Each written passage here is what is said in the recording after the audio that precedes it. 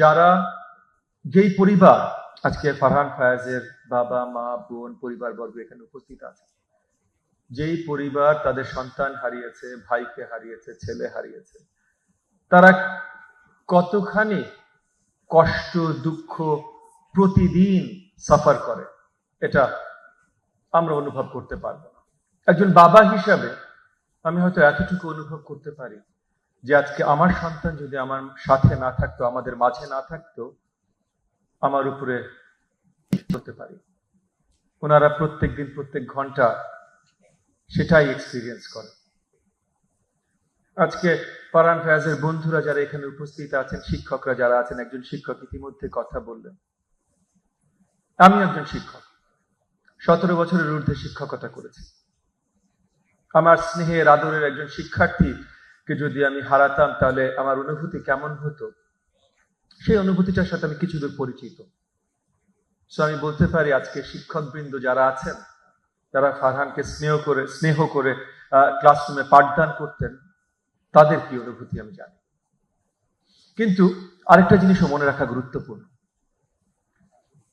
ফারহানের একটা পরিচয় ছিল, বা ফারহানের সাথে আবু সাইদ বা যাদেরকে আমরা হারিয়েছি তাদের অনেকেরই পরিচয় ছিল শিক্ষার্থী বা অন্য কিছু, কিন্তু তাদের প্রধান পরিচয় আজকে তারা এই দেশের বীর সন্তান। এবং বীর সন্তানদের জন্য আমরা দুঃখ করি না, আমরা তাদেরকে সেলিব্রেট করি। We are proud of our heroes, Farhan Faiyaz, Abu Sayed এবং তাদের সাথে যারা গণতন্ত্রের জন্য তাদের জীবন দান করেছে। তারা সর্বোত্তম নায়ক এই দেশের, এই জাতির, এই গণতান্ত্রিক সরকার ব্যবস্থার। এগেন, কোনো কনফিউশনের দরকার নাই কোন আমলে কে নায়ক ছিল, কিন্তু এই জুলাই গণঅভ্যুত্থানের নায়কদেরকে আমরা আমাদের স্মৃতিতে যখন ধরে রাখব, তখন আমরা তাদেরকে নায়ক হিসেবে, বীর হিসেবে ধরে রাখতে চাই। আমরা সেলিব্রেট করতে চাই তাদের হিরোইক অ্যাকশন, কারণ তারা পিছপা হতে পারতেন। বছরের পর বছর অনেকে হয়েছেন। আমি নিজের জায়গা থেকে বলি, বহু 1.5 দশকের উপরে যখন আমাদের গণ অভ্যুত্থান ঘটে, তখন 1.5 দশকের উপরে আমি একজন রাজনৈতিক কর্মী হিসেবে স্বৈরাচারী সরকারের বিরোধিতা যখন করেছি, বারংবার দিনের পর দিন, মাসের পর মাস, বছরের পর বছর যখন রাজপথে অবতরণ করেছি, রাজপথে নেমেছি, সংগ্রাম করেছি, দেখেছি এত সহজ না বুক চিতিয়ে পুলিশের বা অন্য কারোর বন্দুক লাঠি চার্জগুলির বিরুদ্ধে দাঁড়ানো, এত সহজ না। আমাদের তরুণ সন্তানেরা যখন এই সাহসটা দেখিয়েছেন,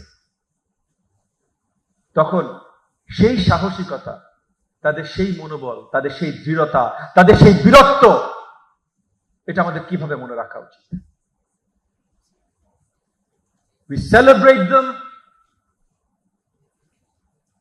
or we just remember them on a day?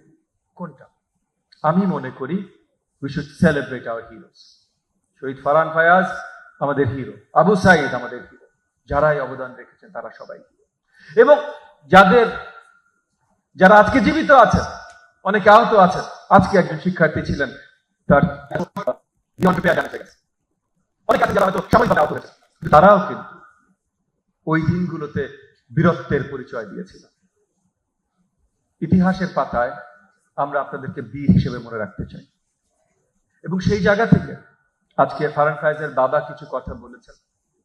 আমরা কোনোভাবে যদি আমাদের বীরদের স্মৃতি বা স্মৃতির আলোকে কোনো ইনস্টিটিউশন বা কিছু গড়তে পারি, যদি ভালোভাবে সেটা গড়তে আমরা সক্ষম হই, তাহলে নিশ্চয়ই সরকারের জায়গা থেকেও আমরা সেখানে অবদান রাখতে চেষ্টা করবো ইনশাআল্লাহ।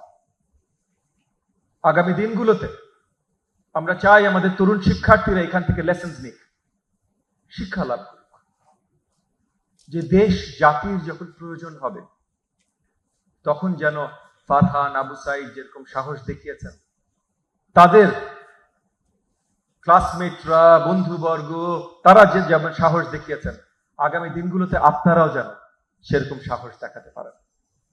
এই দেশের সাহসী সৈনিকের প্রয়োজন আছে। আগামী দিনগুলোতে আপনারা সকলে যেন এই দেশ জাতির সাহসী সৈনিক হতে পারেন। বীর সৈনিক যারা বিগত দিনগুলোতে এই দেশের জন্য বড় বড় অবদান রেখে গেছেন, তাদের ফুটস্টেপসে ফলো করতে পারেন। আমি সেই আশা ব্যক্ত করছি।